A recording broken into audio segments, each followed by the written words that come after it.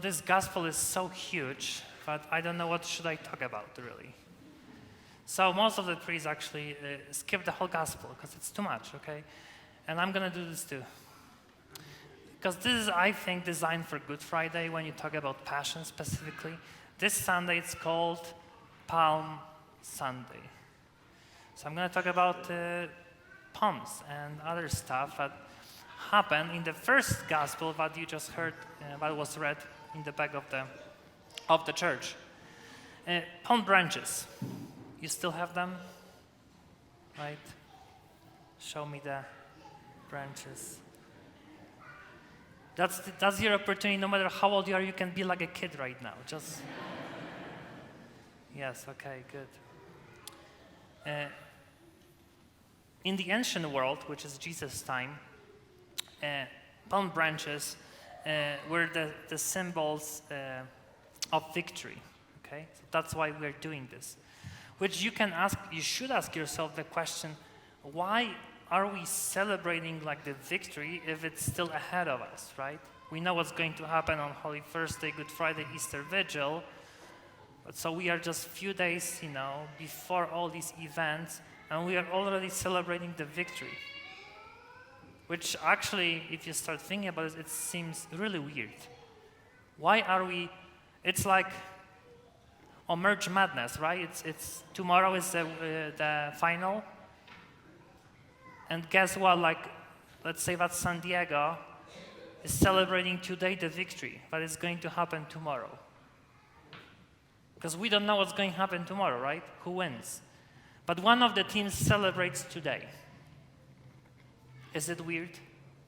It is. No one does it. And Jesus does it. He celebrates the victory before it happens. Well, to be able to do so, you have to be God. Because you know what's going to happen, right?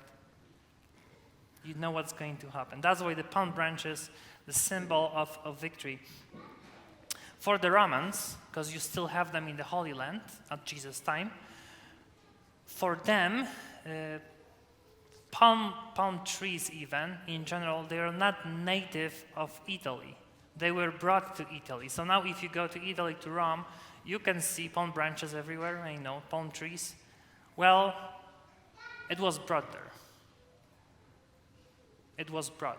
Why? Because when the Romans started conquering all the nations around them, specifically like the North Africa, they wanted to bring something as a souvenir back to Rome, just like, look, that's what we brought, something new, right? So that's why they started bringing palm trees to Rome as a souvenir, of many victories. Now it became a custom that now if you have a general who comes back from the battle that he just won, everyone was waving palm branches. Now, in today's gospel, we see that. But Jesus is coming into Jerusalem, riding on a donkey, and people are just waving palm branches. People don't know at this point what victory is going to happen. They were expecting the Messiah, the political one, who comes in, right? And he just gets rid of the Romans from the Holy Land.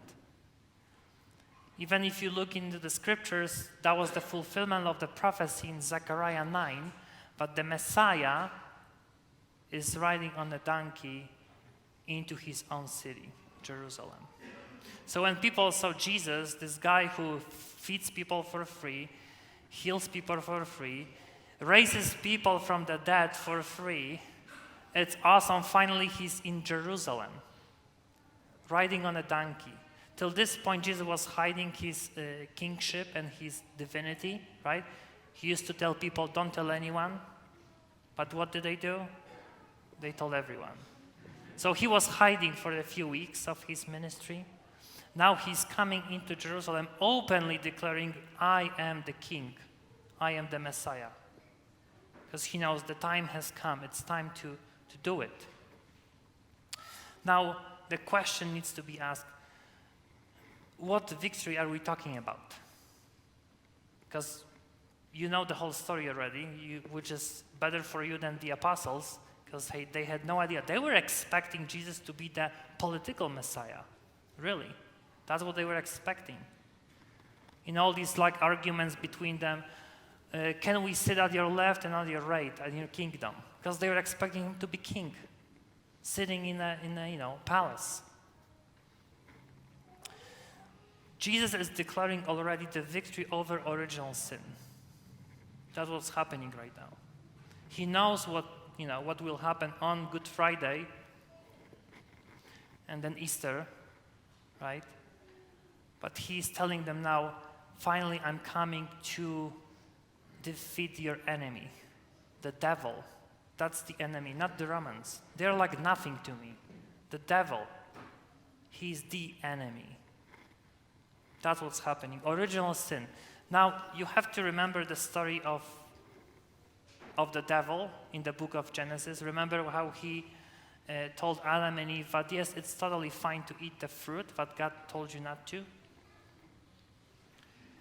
And they did. So the very first sin, that's even what the Catechism says, the very first sin of human race is being disobedient. You don't listen to God. You don't listen. So when Jesus comes in finally, and we call him a new Adam, so he wants to reverse the whole process. If Adam was disobedient, I need to be obedient. I have to do my Father's will. And it was difficult. You just heard him praying in the Garden of Gethsemane many times. Father, if it's possible, because let's be honest, you don't want to do this. It's painful. It's huge torture. He was like, I don't want to do this. I don't.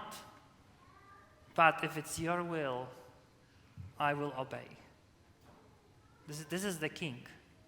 I will obey your Father, your will, Father. So finally, he's coming to defeat the enemy, not the Romans, but the devil. So you have him with people with palm branches, but we have this awesome symbol, which is a creature, a donkey. Whenever I think about a donkey, it always comes to my mind Shrek. That's the movie. It's like a funny guy, doing all this stuff. But in our world now, if you think about a donkey, what usually comes to your mind? There is a phrase that we use it in Poland, so I guess it's international. We say that you are stubborn as a donkey. Because the point is, if you scare the donkey, it just stands still, doesn't move. It's so terrified that it just cannot move. So now I would use this image that Jesus is riding on a donkey, and actually he's riding it, which means the donkey is moving, which means that it's not terrified, because the king is here. You can be like a donkey. You don't have to be terrified anymore, because the king is here. He's declaring the victory, okay? But in Jesus' age, donkeys were really nice, okay? And they were not associated with being stubborn. There are two symbols. The first one is humility. Humility. That's why it's in the prophet Zechariah, chapter 9, when the Messiah is riding a donkey, because the Messiah is being humbled. He's coming as a humble man. So that's the first symbol. That's the first symbol. The second one, which is kind of connected to the history as well, the second one is really rooted in the second reading. St. Paul is talking about this. But Jesus is how he's being humbled. He emptied himself, taking the form of a slave, coming into human likeness. He humbled himself, becoming obedient, that's the key, to the point of death, even death on the cross. So Jesus rides the humble donkey.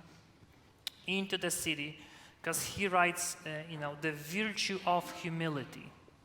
I am humble. And he humbles himself to save all of us out of love. Second meaning of donkey in Jesus' time was that it comes from the Romans. Again, when the general would win the battle somewhere, he would be back in Rome. And for the battle, you need actually a war horse. It's a huge horse. You can win the battle and you can fight. But if you, as a general, you just won, you come back to Rome, actually you're switching to donkey. And you're riding into the city as a victorious, general who just won the battle.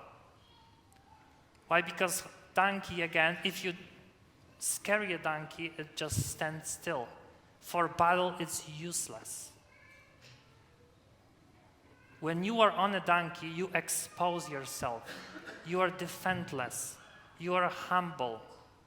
So Jesus is coming to Jerusalem like, here I am, kill me. It's happening now, right? It's happening now. He knows I'm going to be killed by these people. I always say, today you wave, the branches. On Good Friday you will be screaming, crucify him. That's the same crowd. That's the same crowd. It can happen to all of us. Yeah? I'm a good Catholic. And tomorrow you will do something against God. We are waving branches every Sunday, and then on Monday just crucified him to the cross. He dies every day when we celebrate Mass. Mystically, he dies every day. What can we do? It's the Holy Week. And if it's holy, we should be holy. So I have actually homework for you. And I would love to, I'm going to actually say that. You must do it. I'm not asking. I will not check if you do this, but I would highly recommend on Good Friday, if you can, take a day off from work. Okay? I don't know, call the sick, don't lie actually. You shouldn't do it. No, don't do it, no. Be sick. No, not be sick. Come here, okay? 3 o'clock. Because Good Friday this is the moment when Jesus feels totally abandoned. My God, why have you forsaken me? His human nature is abandoned. He doesn't feel his friends. His mom is there. There is just one guy out of 12. One just committed suicide. Like, I'm done. You cannot even imagine how he felt. Total abandonment. Whatever you go right now in your life, it's almost nothing to him on a cross. It's nothing. And yet he did it for our salvation. So if it's possible, we always close the school. Like kids, go home, be with your parents, come here if you can. If you work, take a day off, or work till, noon, and come here for, at 3 o'clock. And there is second part of this homework. When you go back home, of course, no meat, right? One full meal. And there is my requirement. I want you to watch The Passion by Mel Gibson. Okay? I know maybe it's not for the kids, because kind of for the adults. But I've watched it when I was a kid, and I still remember how I was terrified. Because when you come to the Catholic Church, any Catholic parish, you see Jesus on the cross, and there is no blood. There is no blood. I'm like, show me how it was really, how it happened. So I think this movie gives us a really good image how it looked like. So I want you, after the service, go home and watch this with your family. That's what I do always every Good Friday. That's what I did with my parents when I was back in Poland. It really helps to understand, at least, to see the glimpse of his suffering. And then it really helps with Easter Vigil and being thankful for what he has done. We are so in luck because we know the whole story already. We know that there's going to be a happy ending. The apostles had no idea. So we, right now, can really celebrate the victory, the whole victory of God. Waving the palm branches, seeing a donkey. I promised Father Brian that if it's possible next year, I'm bringing the donkey here. He said, no, I will work on him, okay? But we can now celebrate, even a few days ahead of a huge mystery of our salvation, the whole victory of God. So today, yes, you should be joyful, like every Sunday. This is the victory of God. Let's really go deeper into our faith this week, because that's the Holy Week, because it will help you to say thank you. Then every Sunday this year, saying thank you, God, for what you have done for me. It's really super important. Let's really thank God every Sunday, starting today, by feeling victorious. Because each palm branch is like a gold medal that you're holding right now. His victory is yours. Let's be thankful, and let's get ready for the Holy Week.